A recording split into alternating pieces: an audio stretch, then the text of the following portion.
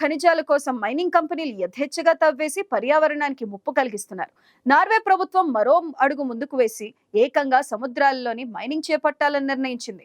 అందుకోసం మైనింగ్ కంపెనీలకు లైసెన్సులు మంజూరు చేసేందుకు అవకాశం కల్పించింది. సముద్ర గర్భంలో ఉన్న ఖనిజాలను వెలికితీసేలా నార్వే ప్రభుత్వం తీసుకున్న నిర్ణయం ఇప్పుడు వివాదాస్పదమవుతుంది.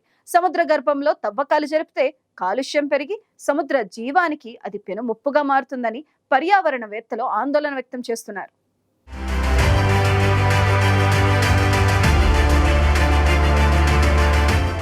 వాణిజ్య అవసరాల కోసం నార్వే ప్రభుత్వం తీసుకున్న ఓ నిర్ణయం ఇప్పుడు వివాదాస్పదంగా మారుతోంది. సముద్ర గర్భంలో ఉన్న అత్యంత విలువైన ఖనిజాల వెలికితీతకు అనుమతిస్తూ నార్వే నిర్ణయం తీసుకుంది. దీనికి సంబంధించిన బిల్లును ఏడాది జనవరిలో ఆమోదించింది. గ్రీన్ టెక్నాలజీ ఇండస్ట్రీలో ఎక్కువ డిమాండ్ ఉన్న విలువైన మెటల్స్ అన్వేషణ కోసం నార్వే ఈ మైనింగ్ ను చేపట్టనుంది. ఈ ప్రాజెక్టుకు అనుమతిస్తూ నార్వే తీసుకున్న నిర్ణయంతో సముద్ర జీవ సంపదపై తీవ్ర ప్రభావం పడుతుందని పర్యావరణవేత్తలు హెచ్చరిస్తున్నారు. అయితే ఈ ప్లాన్ కేవలం నార్వే జలాలకు మాత్రమే పరిమితం. కానీ అంతర్జాతీయ జలాల్లో మైనింగ్ ఒప్పందాన్ని కూడా ఈ ఏడాది నార్వే చేరుకోనుంది. అత్యంత జాగ్రత్తగా ఈ ప్రక్రియను చేపడతామని, మరిన్ని పర్యావరణ అధ్యయనాలు చేపట్టి లైసెన్సులను జారీ చేయడం ప్రారంభిస్తామని నార్వే ప్రభుత్వం చెబుతోంది. సముద్రం అడుగున అనేక శిలలు ఉన్నాయి. వీటిని నాడ్యూల్స్ క్రస్ట్స్ అని కూడా పిలుస్తూ ఉంటారు. లిథియం, స్కాండియం, కోబాల్ట్తో పాటు బ్యాటరీ వంటి క్లీన్ టెక్నాలజీలకు అవసరమైన ఖనిజాలు వీటిల్లో ఉన్నాయి. తన పరిధిలో ఉన్న జలాల్లో 2,80,000 చదరపు కిలోమీటర్ల వరకు మైనింగ్ చేసుకునేందుకు దరఖాస్తు చేసుకునేలా కంపెనీలకు అనుమతిస్తూ నార్వే ఈ నిర్ణయం తీసుకుంది. ప్రస్తుతం మైనింగ్కు అనుమతిస్తున్న ప్రాంతం బ్రిటన్ పరిమాణం కంటే ఎక్కువగా ఉంది. ఈ ఖనిజాలు భూమిపైన దొరుకుతున్నప్పటికీ కేవలం కొన్ని దేశాల్లో మాత్రమే ఇవి లభిస్తున్నాయి. అంతేకాక ఆయా దేశాల్లో వీటి సరఫరా కూడా ప్రమాదంలోనే ఉంది. కోబాల్ట్ రిజర్వులు ఎక్కువగా ఉన్న డెమోక్రాటిక్ రిపబ్లిక్ ఆఫ్ ది కాంగోలో కొన్ని ప్రాంతాల్లో ప్రజలు వీటి మైనింగ్ ను తీవ్రంగా వ్యతిరేకిస్తున్నారు. లైసెన్స్ దరఖాస్తు చేసుకునేందుకు తాము సిద్ధంగా ఉన్నట్టు నార్వేలోని పలు మైనింగ్ కంపెనీలు ముందుకొస్తున్నాయి. అయితే మైనింగ్ ప్రారంభానికి ముందే సముద్రపు అడుగులను మరింత అర్థం చేసుకోవాల్సి ఉందని వారు చెబుతున్నారు. పర్యావరణ ప్రభావంపై సరైన అవగాహన లేనందున అన్వేషణ, మ్యాపింగ్ యాక్టివిటీకి దీర్ఘకాలం పట్టవచ్చని మైనింగ్ కంపెనీలు భావిస్తున్నాయి.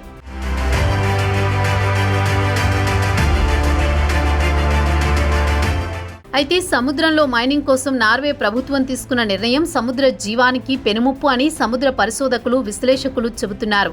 అత్యంత ప్రమాణాలతో కూడిన పర్యావరణ విధానాలను అమలు చేయాలనుకుంటున్నట్లు నార్వే ప్రభుత్వం నొక్కి చెబుతోందని, కానీ అన్ని శాస్త్రీయ సూచనలను తిప్పికొట్టడం దాని మూర్ఖత్వమేనని విమర్శించారు. పూర్తిగా నూతన పరిశ్రమను తెరవడంపైనే కాకుండా ప్రస్తుత కార్యకలాపాల్లో పర్యావరణ ముప్పును అరికట్టడంపై కూడా మైనింగ్ కంపెనీలు దృష్టి పెట్టాలని సూచించారు. పర్యావరణానికి ముప్పు వాటిల్లుతుందనే ఆందోళనలతో ఈ విధానంపై తాత్కాలికంగా నిషేధం విధించిన యూరోపియన్ యూనియన్ బ్రిటన్లతో విభేదిస్తూ నార్వే నిర్ణయం తీసుకుంది. సముద్ర గర్భంలో ఖనిజాల వెలికితీత విధానాలు ధ్వని, కాంతి కాలుష్యాన్ని కలిగించనున్నాయి. అలాగే నాడ్యూల్స్ పైనే పూర్తిగా ఆధారపడిన సముద్ర జీవజలానికి ఇవి ముప్పు అని international union for conservative of nature తెలిపింది. సముద్ర జీవ వైవిధ్యానికి, పర్యావరణ మార్పునకు కారణమయ్యే ప్రమాదముందనే ఆందోళనతో ఈ ప్రాజెక్టును తిరస్కరించాలని నార్వే ప్రభుత్వానికి 120 మంది యూరోపియన్ యూనియన్ చట్టసభ్యులు బహిరంగ లేఖ రాశారు. ఖనిజాల అన్వేషణ వల్ల సముద్ర జీవంపై ప్రభావం ఎంత ఉంటుందనే దానిపై నార్వే చేపట్టిన అధ్యయనంలో చాలా లొసుగులు ఉన్నాయని ఈ లేఖలో పేర్కొన్నారు.